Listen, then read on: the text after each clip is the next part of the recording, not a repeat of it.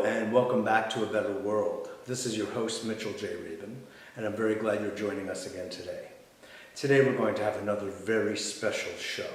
We are on location in St. Augustine, Florida, with Hazel Henderson, who is world-renowned for her work in economics, and especially in the domain of renewable energies. Well, it's too much to go into here, but she is a pioneer of a remarkable sort. Going back to the 1960s in New York City, appalled by the air pollution she experienced for her and her family, she started basically community organizing. And from there, she has gone on to have a life of being exemplary when it comes to the matching of creating a healthy world, a healthy planet, along with the economics that actually support that. So with that said, we'll go from here in our conversation, which is specifically going to look at, even though we could talk about so many things, and will on another occasion, the fact that Mr. Trump became elected to the United States presidency, and what are the implications for our planet, for sustainability, for green thinking, if you will, and building a renewable energy economy. So we believe that there is a true basis for it, and we'll be talking about that here today. So this is, you could say, a message to President-elect Trump about what he can do and help to organize to create a better world. Hazel. Nice to be with you, Mitchell. I'm so glad to have you. I have been a fan of yours also for so long, and we were enjoying some of the places where we've intersected over the course of decades, actually, so for another time. Right now, Hazel, we're dealing with a rather critical, very critical situation. We have the COP22 occurring in Marrakesh right now, and we have a president-elect who said he wants to rescind our agreements in COP21 and reduce the EPA, really curtail its function, and support the growth of oil and coal in our country, right when the countermeasure is the work that we've been doing for so long, which is to bring forward a green economy and have it based on renewable energies. Yes. So as the expert in that, I know you've already laid out an entire thesis about how we can prosper with a green economy, and I'd love for you to share that with our audience. Well, yes, it's a very challenging time for us all, and I think that for me, the first thing to remember with all of our green prosperity friends all over the world is that the investments in the green economy worldwide are so large, the private investment, forget about governments, are so large, we've tracked 7.1 trillion with a T already in the pipeline. So the movement to the green economy beyond fossil fuels is actually unstoppable. And so we have to all remember that this is simply the next stage in human evolution beyond digging in the earth. Yes. Looking for our energy, to realize that we get these free photons every day from the sun, and all we have to do is to learn to harvest those photons as efficiently as green plants do in photosynthesis. Mm-hmm. That was the first technology on this planet, was photosynthesis. And that's nice the basis of our food supply, mm-hmm. and everything else. Yes. So there's no way that that's going to be stopped. And of course, add to that the fact that solar, wind, energy efficiency are already dropping so rapidly in cost that they are now cheaper than nuclear, cheaper than coal, cheaper than oil in a lot of areas already. And we know that energy efficiency in plant and equipment and all the rest of it is always the lowest hanging fruit. I mean, most companies get into energy efficiency because, oh, I see, we actually save money.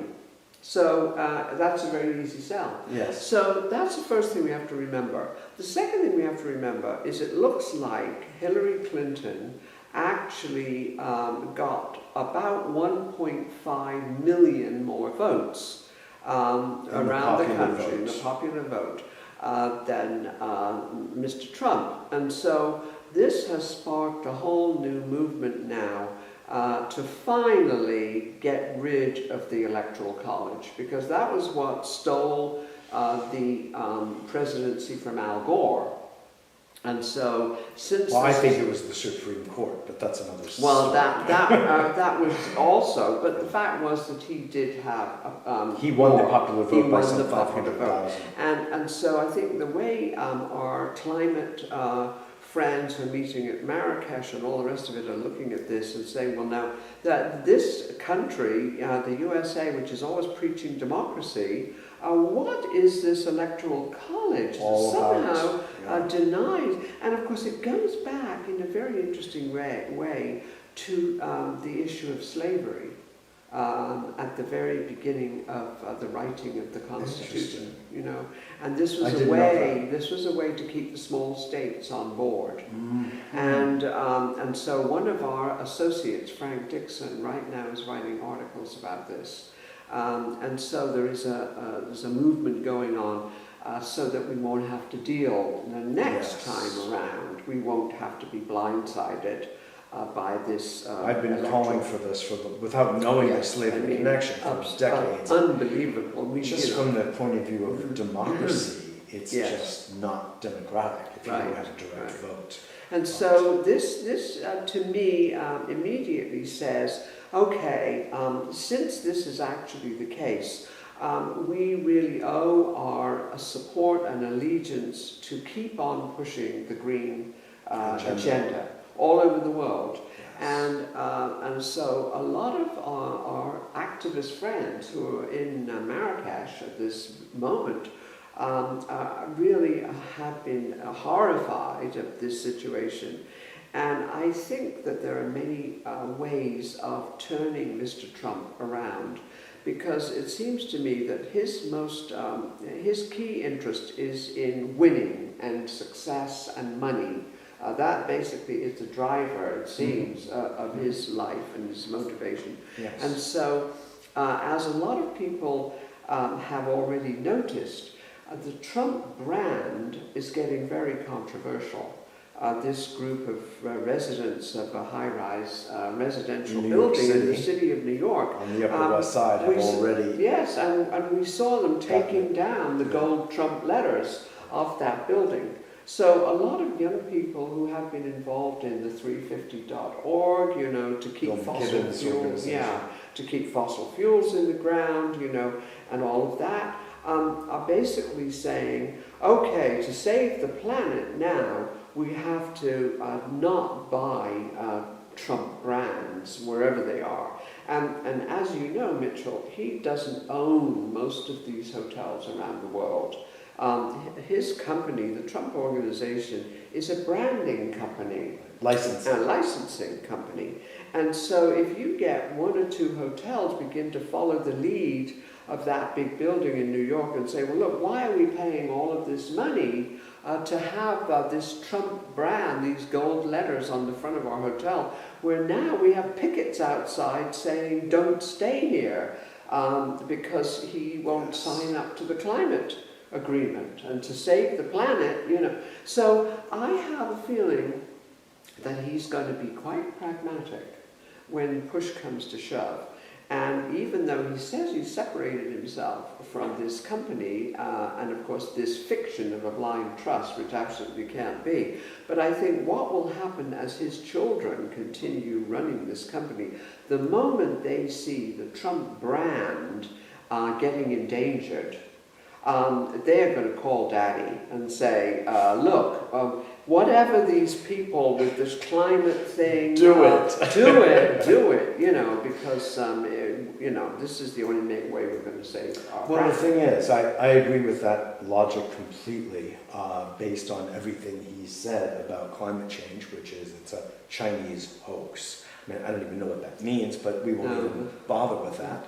But on the merits, the case you have made about the solarizing age, for instance, not to mention wind, well, you already have, and microhydro and geothermal. There's an entirely large economic case and conversation to have about how it is just more profitable from a purely financial point of view. Exactly. And we, of course, look at multiple bottom lines. So if we're doing damage, like in the case of oil or fracking, God forbid, you have to take into consideration in the bottom line the damage that you have done to water, to soil, to air, etc. Yeah. Here, we're not dealing with that. So would you share with us some of the kind of the bottom line benefits and the merits of a green economy? Oh, absolutely. And the exciting thing really, since all of these years that I have been pushing for kind of correcting the GDP, and in the very early days as a community organizer in New York City with Citizens for Clean Air, I used to just say, well, look, the GDP is adding up all the bads as if they were goods. And so let's subtract the bads, and the bads, of course, are pollution, and ruined water, medical costs because of the pollution, respiratory illnesses, bad food, and diseases, and Lord knows what. And once we get those properly accounted for and subtracted from the GDP, then we'll have a better way of going forward. And fast forward to 2016. And there is the International Journal of the Accountants, the Chartered Institute of Management Accountants. They have a journal which in the year 2016 adopted the whole idea of multiple bottom lines. And their journal, just the name on the front is just value. And all of these different forms of value. And the idea that really there are 6 kinds of capital. And the old financial community in Wall Street only considers money. But they're saying there's also built capital, intellectual capital, social capital, human capital, and natural capital. And so these accountants, not radicals, these accountants, they're saying, okay, when we go into companies now, it is. They're saying when we go in to evaluate companies' performance now, we are going to look at the extent to which they either enhanced or degraded all 6 forms of capital. Now you see, that is a paradigm shift. Absolutely. And that will feed back to changing investment strategies, to changing security analysis, to changing the way asset managers invest. So all of this now is kind of going through the system. And in the old days, it used to be there was NGOs and students and environmentalists were kind of, trying to persuade financial folks to understand all of this. Suddenly now, it's coming from the top down. Because we have the United Nations, 195 member countries have signed on to the Sustainable Development Goals, which go totally beyond the old GDP to this much, much broader accounting. And they've all now ratified the agreements that were made in COP21. And they all agreed to shift their economies away from fossil fuels and toward the knowledge-richer green economy. So that's why all is in place now for this to be absolutely unstoppable, whatever the Trump administration decides to do. They can try to help their friends, the Koch brothers, and they can try to revive the coal industry, but there's no way of turning the clock back on the way the economy has already evolved. Why would we want to put coal miners back underground in these dangerous jobs? This is 19th century stuff. Exactly. And the steel industry in this country, basically even Donald Trump buys his steel from China. Of course. And so the whole thing, he's kind of working on a fantasy.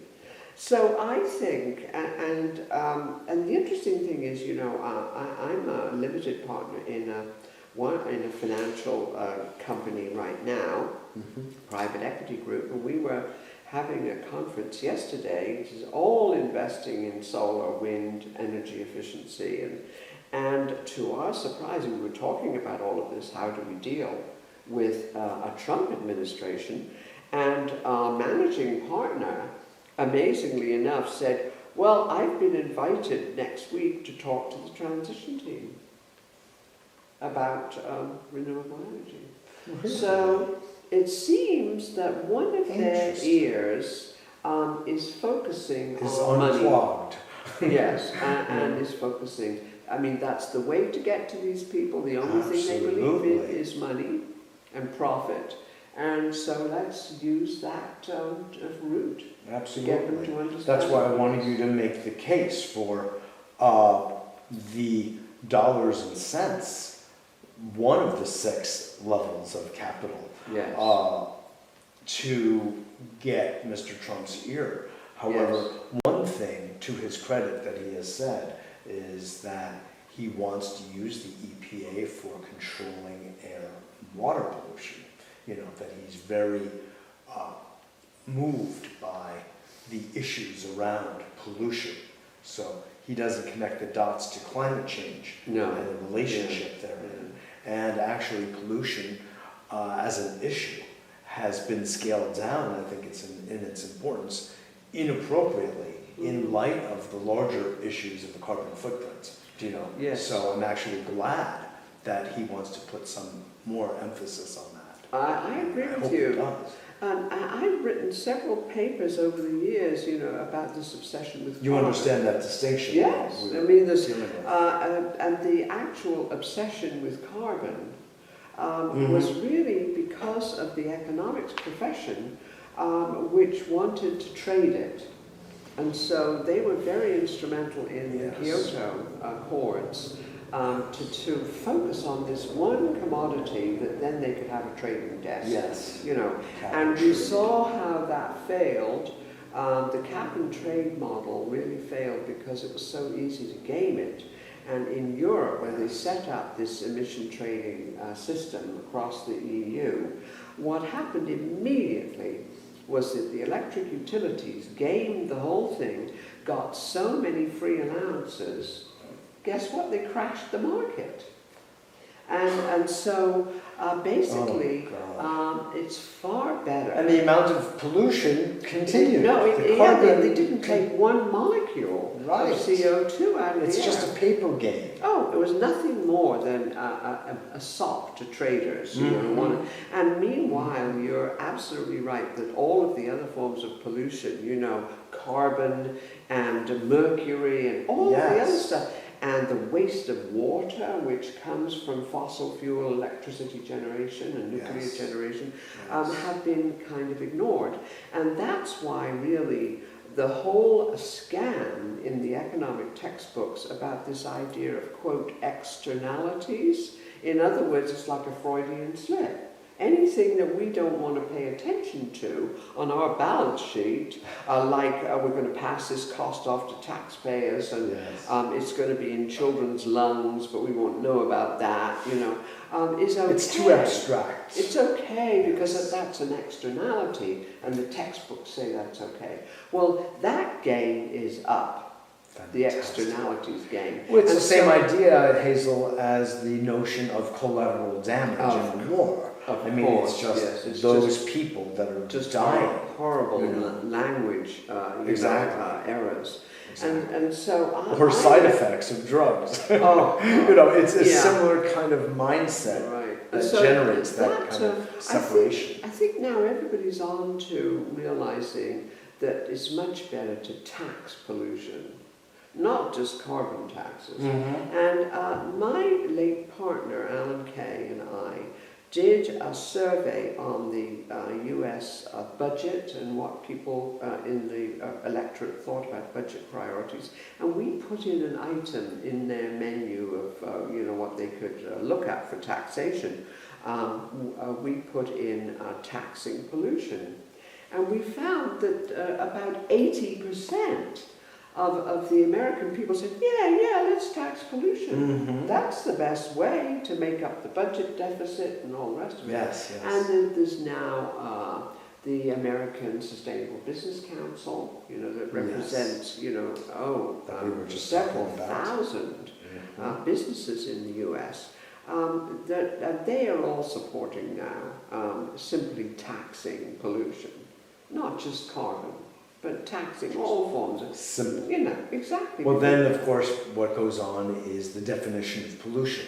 Is it this number of parts per million or billion or that amount? So you know what I mean. So you need a lot of metrics, and one of the Yes. people that's coming to our meeting, not until I think tomorrow, has a project really so that we can measure these different kinds of pollution in very scientific ways, so that you can assign the bills to the people, even though it might be long term. I mean, it might even come down to the bills for taking care of people with diabetes. You might have to put some of that to the high sugary carbon drink companies. Wow. This sounds comprehensive. Wow. Yes. Very good. So, Very good. there was a study done by the United Nations by TrueCost, a group in London. And what they actually did was to measure all of these quote-unquote externalities and what would have happened if they had been included on the balance sheets of these companies. And they found actually that for most of the biggest companies in the world, there would have been no profits to report at all if they had been including these so-called externalities. So, as I say, that game, which was really an accounting sleight of hand, that game is up. You're reminding me, Hazel, of course, of the story of stuff, and Yes. which Won one of our prizes in the Ethic Awards. is that so? Excellent. Yes. Excellent.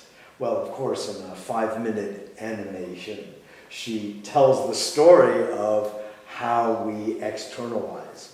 Absolutely. It's a wonderful. brilliant portrayal we love of their our stuff. of the story. Yes, absolutely Absolutely. fantastic. And of course, the reason that I started the Ethic Mark Awards for advertising that uplifts the human spirit in society back in 2004, and the way I did that was that an aunt of mine in Britain, who used to be the head nurse at the National Health Service in Britain, left me a bequest in her will. And I thought, I know what she would like me to really do with this, because advertising is a $570 billion industry, mostly about miseducation, consumerism, and not the kind of values, and mostly unsustainable kind of values. And I thought, That don't really represent you and me, or no. And I most thought, people. well, okay, we have to respect the First Amendment, so it's no good trying to punish these people. But what we can do is raise the bar, the ethical bar, and show them the kind of advertising that could teach people about more sustainable behavior. And we just gave our 11th annual awards, and most of our awards have gone to companies outside of the USA and Europe. Our 2 winners this year are from India and Egypt. Our 2 winners last year were from Peru and from Pakistan, from Cambodia. That's so interesting. And are these companies or these advertising agencies? Companies, and we give 2 that awards. are branding their products Yes. in a way that is Yes. educational and healthy. Yes, we have 2 awards, one for for-profit companies and one for non-profit campaigns. And like the for-profit company last year, the 10th annual awards, was the company in Cambodia that manufactures the lucky iron fish. And this is to combat iron nutritional deficiency. Oh.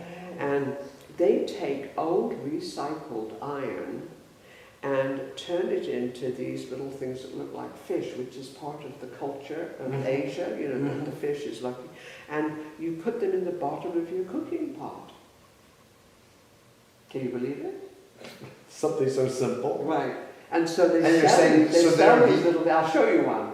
They sell these little things, and they have reduced iron deficiency in these countries of Southeast Asia, by a large percentage. I can't give you the exact number, but I have it in front of me. And so this is what advertising could do. Yes, exactly. And another winner we had was in Peru. The Lima University of Technology, and this was for their billboards. And you're thinking, my gosh, give an ethical award for billboards? Well, these billboards are all along the Plano Alto Highway in Brazil, where there's in Peru, and there's almost no rain, but there's morning and evening mist. And these billboards are actually reverse osmosis machines. And they advertise, come and get a degree at our university. But the water, there's all of these big water barrels at the bottom. In hydrologics. Yes, and so the water gets captured, and all the villages around these billboards get their clean, fresh water from a billboard. Brilliant. So this is what we could be doing, you know. Exactly. Yeah. Well, the whole idea of solar paint and highways and rooftops absolutely. I mean, it's just staring at us in the face. And you've been on this literally since the 60s. I mean, let's be real about this, and